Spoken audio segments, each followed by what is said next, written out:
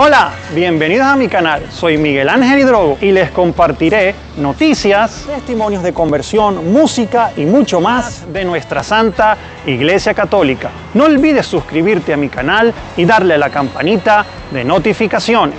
Si quieres hacer una donación, puedes darle clic al botoncito de gracias que aparece en cada uno de mis videos.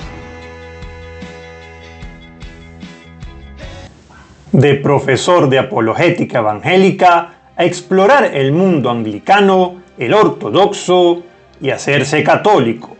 Douglas es uno de esos evangélicos eruditos apasionados por la Biblia y la apologética, profesor en seminario evangélico durante años, que a partir de cierto momento exploró la fe católica y sintió que en ella está la plenitud de la enseñanza cristiana. Necesitó 5 años de estudio y controversia intensa antes de dar el paso de hacerse católico.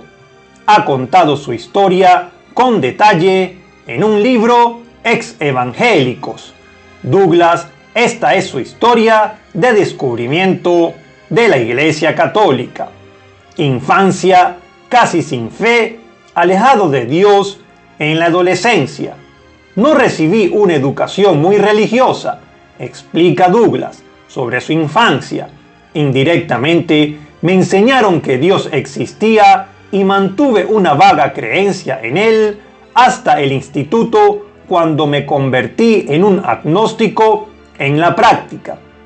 Con miles de religiones en el mundo y con la ciencia cambiando de opinión continuamente sobre la verdad, no sentí una necesidad de comprometerme con una fe. Más aún, me gustaba vivir sin reglas religiosas. Me parecía que si algún cristiano intentaba evangelizarme, nunca podrían responder adecuadamente a mis preguntas. No pensaba cambiar mi vida si no tenía buenas razones para ello, recuerda Douglas. Sin embargo, él creía en la verdad, que uno debía buscarla, reconocerla, aceptarla cuando había datos suficientes.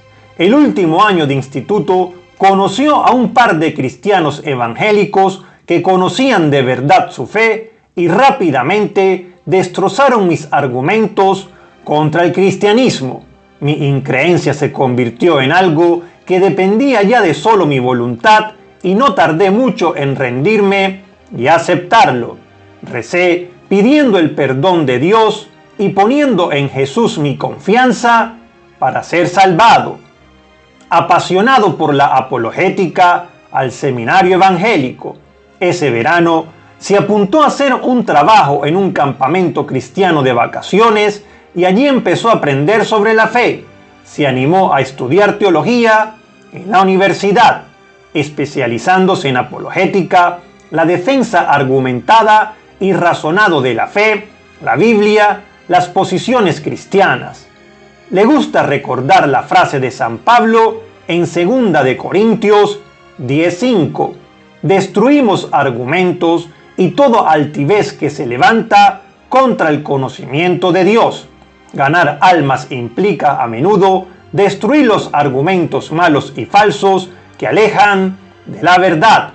Como joven profesor casado, aprendiendo y dando clases de apologética, pasó años que recuerda con alegría, en los que hizo amistades para toda la vida, años divertidos e intelectualmente satisfactorio. Fue profesor, responsable de educación a distancia, empezó sus estudios de doctorado, fue ordenado como pastor, le publicaban libros y acudían a prédicas a iglesias, retiros y campamentos de todo el país. Sentí que casi había llegado al estatus de rockstar evangélico, bromea. Primer contacto con la fe católica. Todo parecía ir sobre ruedas hasta que un compañero que había estudiado exactamente lo mismo que él anunció que se había hecho católico. Los profesores y trabajadores no solo se sentían conmocionados, sino que algunos se sentían traicionados. Este hombre, como todos, había leído el libro del impulsor del CES, Norman Geisler, sobre los fallos del catolicismo. ¿Cómo podían hacer eso ahora? Douglas empezó a intercambiar cartas con este ex compañero durante varios meses. Douglas admite que en esas discusiones a veces salía lo peor de mí. Decidió parar el debate epistolar porque su interlocutor resultó ser ahora muy capaz como apologista católico. Douglas necesitaba más tiempo para prepararme. Desacuerdos doctrinales entre evangélicos. ¿Quién tiene la autoridad? Durante varios años más, el tema del catolicismo quedó solo en la trastienda de su memoria, mientras se dedicaba a otros asuntos. Pero la propia debilidad de la teología evangélica iba a asomar su día a día laboral, aunque el CES tenía mucho prestigio, visto desde afuera al pasar los años, veía cómo se acumulaban rencillas humanas, maniobras laborales y politiqueos. Eso era doloroso, pero comprensiblemente humano. Pero habían también tensiones teológicas e enfados por distintas posturas doctrinales sin ninguna autoridad que pudiera resolverlas. Abriendo mis ojos a la realidad, detrás de la retórica que tantos años yo acepté, me desilusioné, dice Douglas. Después de 15 años en el CES, él no quería dejar la fe evangélica, él quería respuestas, y la buscó durante 5 años intensos que le llevaron al catolicismo. Por ejemplo, de verdad ningún grupo cristiano en 2000 años entendió bien el cristianismo hasta que aparecieron ellos, específicamente los evangélicos, baptistas, no carismáticos, moderados, realistas. ¿Cómo saben los evangélicos que solo los libros de la Biblia protestantes, en la que faltan los libros deuterocanónicos, están inspirados? Muchos protestantes dicen que basta con estar de acuerdo en lo esencial para ser cristiano ortodoxo, pero ¿qué es lo esencial? La Biblia nos da una lista de doctrinas diciendo cuáles son esenciales. En esta ocasión, lo novedoso es que yo ya no me iba a contestar con respuestas fáciles, señala Douglas. La Iglesia Católica creó la Biblia, ¿no le da eso autoridad? Cuanto más estudiaba la historia detrás de la Biblia, más me encontraba con la Iglesia Católica. No solo fue la Iglesia la que decidió qué libros entraban en la Biblia, sino que la Iglesia lo hizo cuando ya tenían varios siglos de existencia. De hecho, señala, cuando encontramos la primera lista canónica que establece con autoridad qué libros son palabras inspiradas por Dios, la Iglesia Católica ya había establecido varias otras doctrinas que como evangélico le incomodaban. ¿Tenía la Iglesia antigua autoridad para establecer qué es la Biblia y no para establecer otras enseñanzas? No basta con tener una lista de libros con la palabra de Dios, hay que interpretar sus enseñanzas, y cada grupo protestante sacaba interpretaciones incompatibles. En CES presumían de enseñar la fe histórica, pero Douglas veía que en realidad muchas de sus enseñanzas era un potaje mixto de doctrinas anabaptistas, teológicas, post-reforma y creencias de finales del siglo XIX. Podían ser correctas o no, pero no parecían la fe cristiana histórica. Sin una tradición infalible y con autoridad de verdad, no había forma de interpretar los textos. El cristianismo sería devorado por el relativismo. ¿Cómo encontrar lo esencial? Al menos con los credos antiguos y un canon de la escritura, pero todo eso lo daba la Iglesia antigua. Uno no podía seguir siendo protestante, cada uno a su manera, sino que debía unirse a esa Iglesia antigua. Hay que tener en cuenta que Douglas llegó a esta conclusión sin haber leído aún ningún apologeta católico, solo leyendo estudiosos protestantes desautorizándose unos a otros. Otra debilidad, o adular a la gente, o ruptura sin fin. El protestantismo tenía además otra debilidad. Los líderes y ministerios evangélicos solo pueden tener éxito adquiriendo y conservando una base de seguidores. Eso requiere rebajarse para mantener a los seguidores o controversias para expulsar a los no fans. Se necesita un nivel de autoridad más allá del individuo o grupo de individuos que hacen una interpretación privada de la Escritura. Entendía de nuevo, la iglesia que Jesús fundó tenía que poder ser identificada de forma histórica, objetiva y con autoridad. Explorando el mundo anglicano.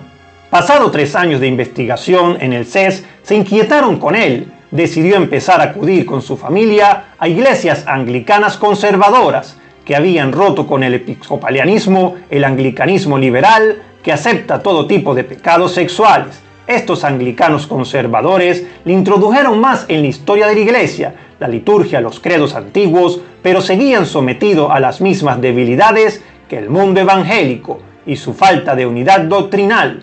Además, el origen de la iglesia anglicana, el deseo del rey Enrique VIII de divorciarse de Catalina de Aragón y sus efectos, divorcio, anticoncepción, matrimonio y ordenación homosexuales obispos herejes, no eran fáciles de defender. Estudiando ortodoxia en una parroquia griega, buscaba una iglesia que fuera una santa católica y apostólica, pero no católica romana con papa. Podía ser la iglesia ortodoxa. Cualquier cosa excepto el catolicismo me sonaba bien, admite. La iglesia ortodoxa no solo era antigua y apostólica, sino también hermosa, y no tenía que responder por las cruzadas, Galileo, la Inquisición o la Reforma.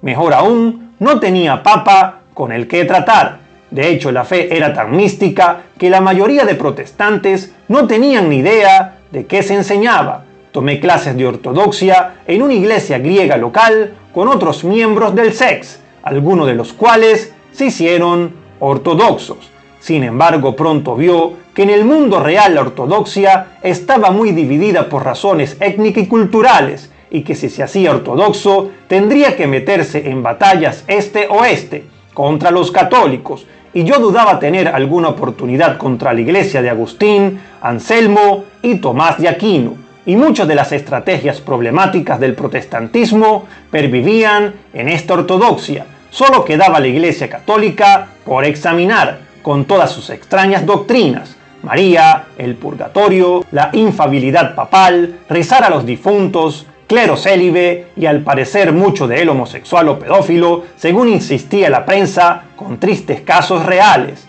A los 5 años de investigación incómoda, Douglas, que como apologeta no era especialmente simpático ni comedido, había hecho unas cuantas enemistades y había cansado sus contactos protestantes. Su esposa baptista, fundamentalista desde niña, estaba harta y lloraba cuando hablaban de teología, y Douglas dejó sus últimos trabajos en el CES y buscó un empleo civil.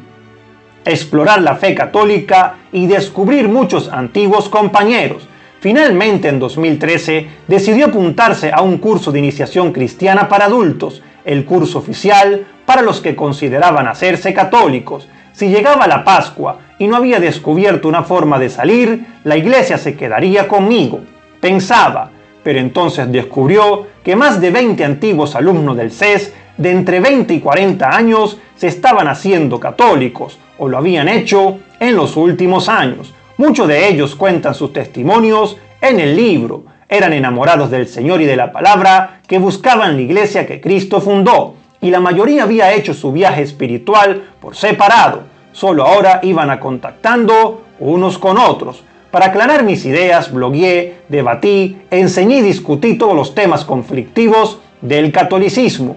Muchos descubrió que se los habían explicado mal en ámbitos protestantes. Otros eran ideas que él ya aceptaba, pero que los católicos y la tradición habían desarrollado y llevado sus consecuencias lógicas. Veía claro ahora que ni la Biblia ni la historia conseguían refutar las enseñanzas católicas, sino que las reforzaban, y que éstas llenaban de forma satisfactoria todos los agujeros que habían visto desde el mundo evangélico.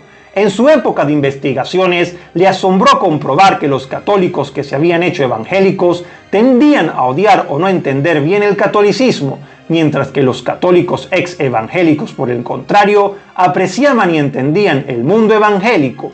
Puedo decir que para muchos, y para mí también, el catolicismo no es tanto un rechazo de mi creencia pasada, sino su desarrollo. Católico desde Pascua del 2014. Al final aceptó que hacerse católico significaba confiar en la iglesia que Cristo fundó. Él había sido siempre exigente en su búsqueda de la verdad. No podía ahora seguir fuera de la iglesia católica viendo la verdad de sus doctrinas. En la vigilia pascual del 2014 se hizo católico, fue confirmado y pudo recibir por primera vez la comunión. Douglas dice que hoy aprecia y ama a los cristianos que permanecen en el mundo protestante y que trabajan para construir puentes que os ayuden en vuestro viaje. ¿Y tú, qué piensas de esta extraordinaria conversión? Me gustaría leerte en la caja de comentarios. Muchísimas bendiciones.